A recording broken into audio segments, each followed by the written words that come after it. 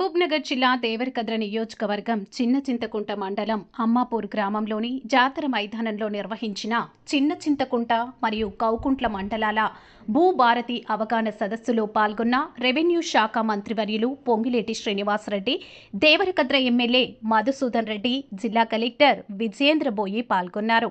మంత్రి పొంగిలేటి శ్రీనివాసరెడ్డి మాట్లాడుతూ భూభారతి చట్టం ప్రకారం భూ సంబంధిత సమస్యలను నిర్దిష్ట గడువులోపు పరిష్కరించడం జరుగుతుందని, సమస్య పరిష్కారం కాకుంటే కలెక్టర్కు అప్పీల్ చేసుకోవచ్చని పేర్కొన్నారు. భూ సమస్యలను స్థానికంగానే పరిష్కరించుకునేందుకు ఎంఆర్ఓకి, రెవెన్యూ డివిజన్ అధికారికి, కలెక్టరేట్కి అధికారులు కల్పించాలని తెలిపారు. రాష్ట్రంలో భూ సమస్యలన్నిటికీ శాశ్వత పరిష్కార మార్గం చూపాలన్న సంకల్పంతో ప్రభుత్వం భూభారతి రెవెన్యూ చట్టాన్ని తెచ్చిందన్నారు. భూభారతి చట్టం పేదలకు చుట్టమని తెలిపారు. భూభారతి చట్టాన్ని 9 నెలలు 18 రాష్ట్రాలలోని రెవెన్యూ చట్టాలను అధ్యయనం చేసి మేధావులతో చర్చించి మేధో మథనం చేసి రూపొందించామని అన్నారు. పేదల సంక్షేమమే ఇందిరమ్మ సర్కార్ లక్ష్యమని తెలిపారు. మా ప్రభుత్వం చేస్తున్న పనులు సన్నబియ్యం, 200 యూనిట్ల ఉచిత విద్యుత్, 10 లక్షల వరకు ఆరోగ్యశ్రీ ద్వారా ఉచిత వైద్యం, మహిళలకు ఉచిత ఆర్టీసీ బస్సు, రాజీవ్ యువ వికాసం ద్వారా నియోజకవర్గానికి 3-4 వేల మంది యువతకు 50,000 నుంచి 5 లక్షల వరకు సబ్సిడీ రుణాలు, 500కే గ్యాస్ సిలిండర్, 21,000 కోట్లతో 25 లక్షల మందికి రైతులకు రుణమాఫీ చేసినందుకు కేసీఆర్కు బాధపడుతున్నారు అంటూ ప్రశ్నించారు. ఆ భూమికి సంబంధించిన టైటిల్ అంటే మీ యాజమాన్య హక్కు పైన కానీ, మీ కబ్జా పైన అంటే మీ అనుభవం పైన కానీ ఏమైనా తగాదాలు ఉంటే మాత్రమే మీరు సివిల్ కోర్టుకి వెళ్లాల్సిన అవసరం వస్తుంది. అదర్వైజ్ మీకు మీ భూమి ఒక్కరోజు విశ్రమించకుండా అవిశ్రాంతంగా ఎక్కడికక్కడ సమస్యల పరిష్కారము ధ్యేయంగా పనిచేస్తూ ముందుకు పోతా ఉన్నాం. సో పనిచేసిన మీదే రాలేసే విషయం మీకు అందరికీ కూడా తెలుసు. ఎందుకంటే టీఆర్ఎస్ లో ఉన్న రోజులు టీఆర్ఎస్ నాయకులు కానీ పైన కింద ఎవరు పనిచేయాలి. వాళ్ళు చేసిన దాన్ని ఏంటి, మీటింగ్లు పెడితే చాలు, బీర్లు బిర్యానీలు తినిపించాలి, తాగిపియాలి, మీటింగ్లలో దొరకపోలే. రేపు 27 తారీఖు మీటింగ్ గురించి మీరు చూస్తున్నారు. ఆల్రెడీ మొదలైన బీర్ షాపులు, బార్ షాపులు, బిర్యానీల ప్యాకెట్ల బిజినెస్ అంతా స్టార్ట్ అయింది. ఈరోజు ఇక్కడికి వచ్చిర్రు. ఒక్కరికన్నా మనం ఎవరికన్నా ఒక వెహికల్ ఇచ్చినామా, ఒక బిర్యానీ తినిపించినామా, ఒక బీర్ తాగిపించినామా? ఇది కాంగ్రెస్ కుటుంబము, కాంగ్రెస్ పార్టీ నాయకుల క్రమశిక్షణ అంటే ఇది మనతో ఉన్నది. ఇది మన చిత్తశుద్ధి. ఇక్కడ మీరెంతలో పైన మేమే కూడా అంతే చిత్తశుద్ధితో మీకు ఎన్నికలలో ఇచ్చిన హామీలను నెరవేర్చాలనే ఆలోచనతోనే ముందుకు పోతా ఉన్నాం. ఇక్కడ ఉన్న రైతు సోదరులకు అందరికీ తెలుసు, ఈ రాష్ట్రం చేసిన అప్పులు, గత పాలకులు చేసిన అప్పులు ఎన్నో లక్షల కోట్లు, 7 లక్షల కోట్లు మీకు అందరు కూడా తెలుసు. ఆ 7 లక్షల కోట్లు దుర్మార్గులు అప్పులు చేసి వాళ్ళ కుటుంబాలు బాగు చేసుకున్నారు తప్ప మనలాంటి అమాయకుల బతుకులు బాగు చేయలే.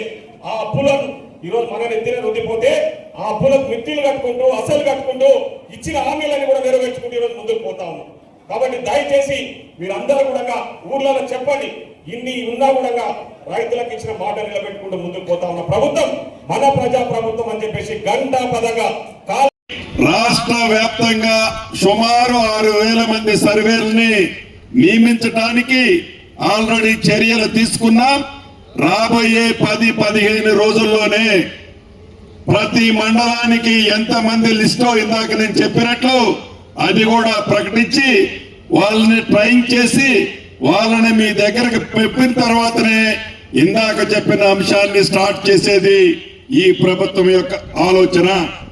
అదే పద్ధతిలో ఇప్పుడు గవర్నమెంట్ సర్వేలు రాష్ట్ర వ్యాప్తంగా 362 మంది ఉన్నారు. దీన్ని మొదటి విడతగా 1000 మందిని గవర్నమెంట్ సర్వేలను కూడా రాబోయే ఈ 1-2 నెలల్లోనే అపాయింట్ చేయబోతుంది మన ఇందిరమ్మ ప్రభుత్వంలో. ఇంకొక ముఖ్యమైన అంశం,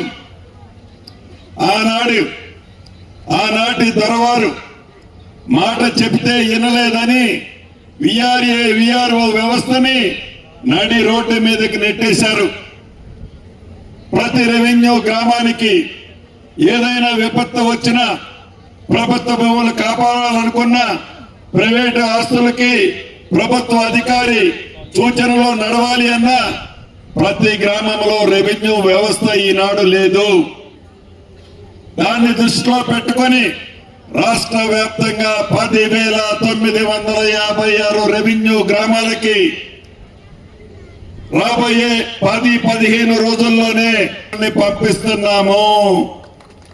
వారి వల్ల ప్రతి సంవత్సరం డిసెంబర్ 31వ తారీఖు నాడు గతంలో లాగా జమాబందీ కార్యక్రమం ఎలా ఉండేదో అదే పద్ధతిలో ప్రతి సంవత్సరం ఆన్లైన్ లో ఉన్న ఈ పాస్ బుక్లని, ఆన్లైన్ లో ఉన్న ఈ పానీలని ప్రింట్ తీసి ప్రతి సంవత్సరం ఆ రెవెన్యూ అధికారి ఆ సంవత్సరంలో భూములు ఎవరు అమ్ముకున్నారు, ఎవరు కొనుక్కున్నారో మొత్తము కరెక్ట్ చేసి భద్రంగా ఆ పానీలు పొందుపరిచే కార్యక్రమాన్ని ఈ చట్టంలో పెట్టాము.